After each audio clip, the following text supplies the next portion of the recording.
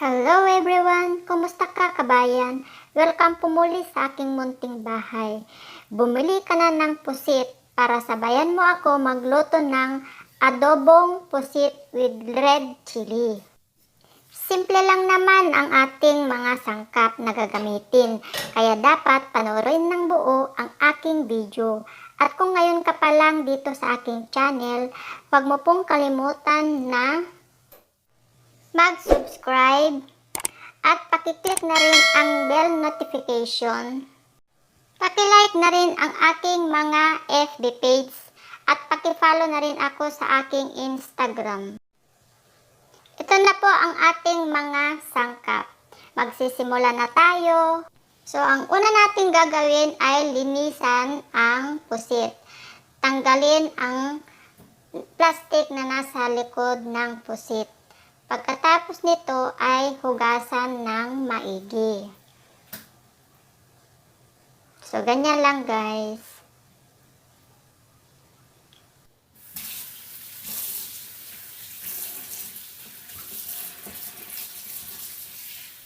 So, ito na siya.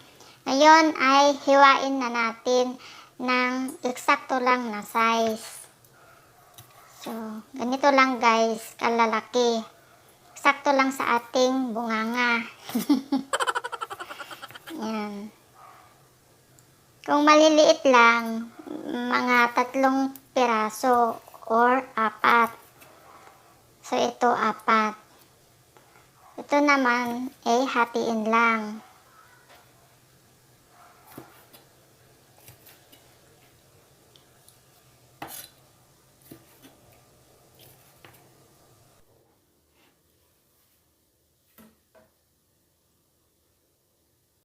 So, ito ang ating mga sangkap. Garlic, ginger,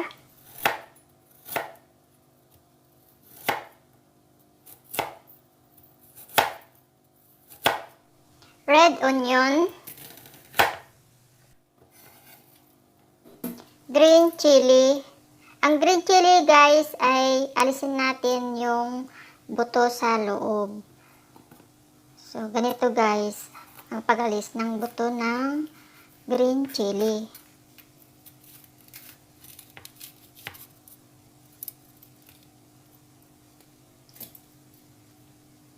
Tapos, hiwain natin siya ng maliliit lang.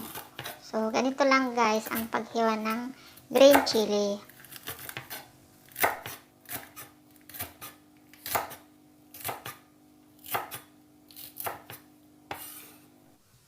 So, ang next natin hiwain ay ang tomato. Ang tomato guys ay alisin natin din yung buto sa loob. Kaya ganito rin ang pag-slice niyan.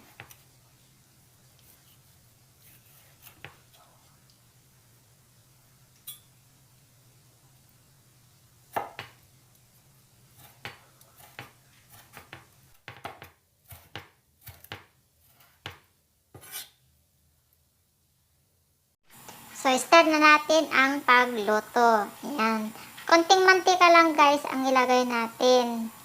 Panggisa natin sa mga ingredients. Ayan.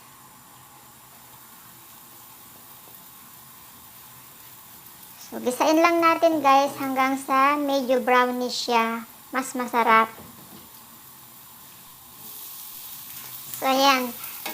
Medyo brownish na siya. Pwede nang ilagay ang ating pusit. Ayan.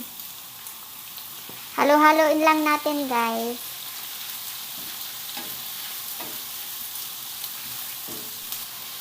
So, ngayon pwede na natin ilagay ang tomato. Ayan.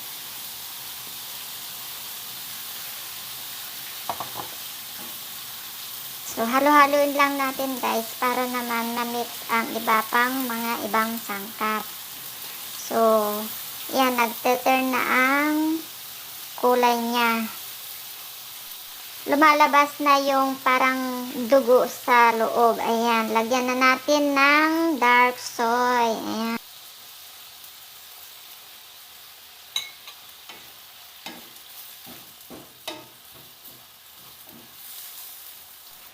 So, So, isunod na natin ilagay ang ating oyster sauce para mas masarap pa ang ating recipe na adobong pusit. Ayan.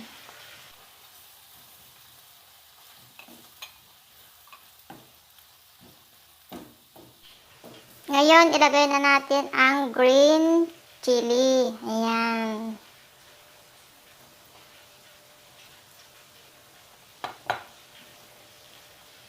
So, i-mix-mix lang natin guys para maluto ang ating green chilli.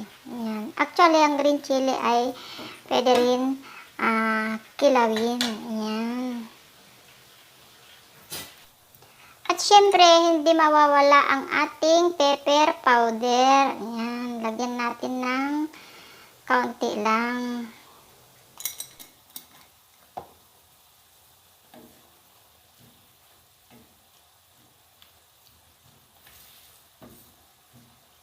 At last, ilagay na natin ang red chili. Actually, ang red chili guys ay pang-decorate lang. Parang garnish lang siya.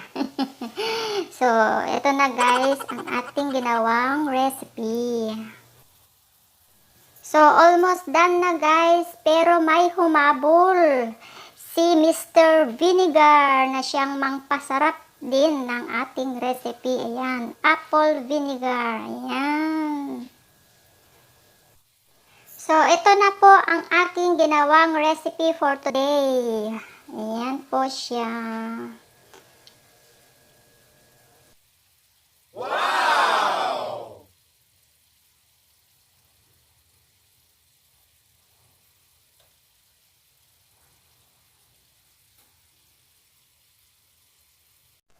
So, ilagay na natin sa plate, then serve hot and share. See you again in my next video. Thanks for watching. Bye-bye.